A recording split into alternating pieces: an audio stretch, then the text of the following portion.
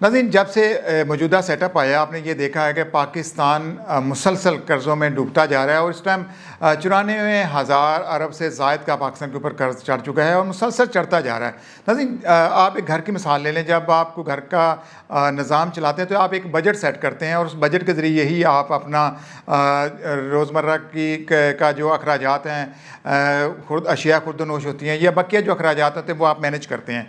ये कभी नहीं हुआ कि आपकी इनकम है नहीं और आप अपने घर के नाम पर कर्ज लेते जा रहे हैं और फिर मुल्क को चला रहे हैं।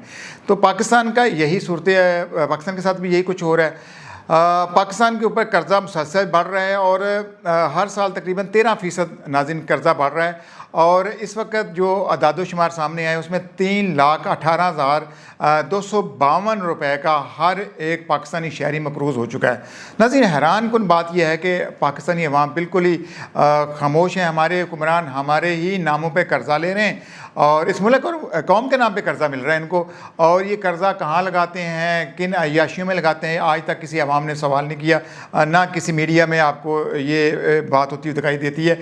तो मेरा जो तज़िया ये है कि आगे भी इनके पास कोई रोड मैप नहीं है। इनकी कोशिश ये होती है कि अमेरिका से इमदाद आ जाए या हम कोई कुछ ऐसे इक़दाम उठा लें, कोई किराए का ऐसा काम कर लें जैसे जहाँ से हमें कोई दिहाड़ी लग जाए।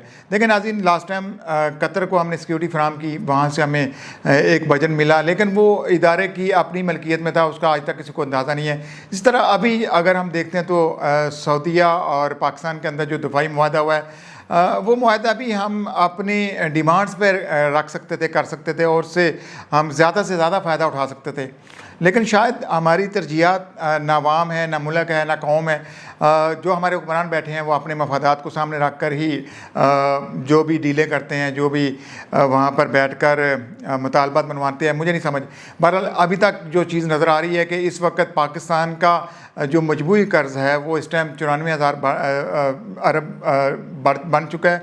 तो नाज़रीन, इस वक्त पाकिस्तान का मजबूरी जो कर्ज़ा है वो 94,000 से भी क्रॉस कर चुका है।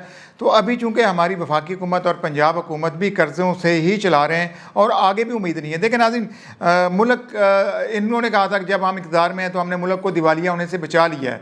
तो नाज़रीन, इस वक्त हमारी सूरत हाल ये है कि हमारी अपनी कोई इनकम नहीं है, हमारे अखराजात बढ़ते जा रहे हैं और कमाई नहीं है। हमारा ज़रूरी मुल्क है और यही कहते हैं कि 70% आबादी दही इलाकों में रहती है। एक तो सैलाब ने तबाही मचाई है, उससे पहले अगर देखा जब पिछले साल गंदम की जो पैदावार हुई है वो रिकॉर्ड पैदावार हुई है, लेकिन किसान को उसका मुआवजा नहीं मिला। तो इस दफ़ा किसान जो है वो गंदम काश्त करने से कतरा रहा है और दूसरा जो खाद है वो भी आम नरखों से ज़्यादा महंगी मिल रही है। तो महंगी खाद लेकर कोई भी गंदम काश्त नहीं करेगा।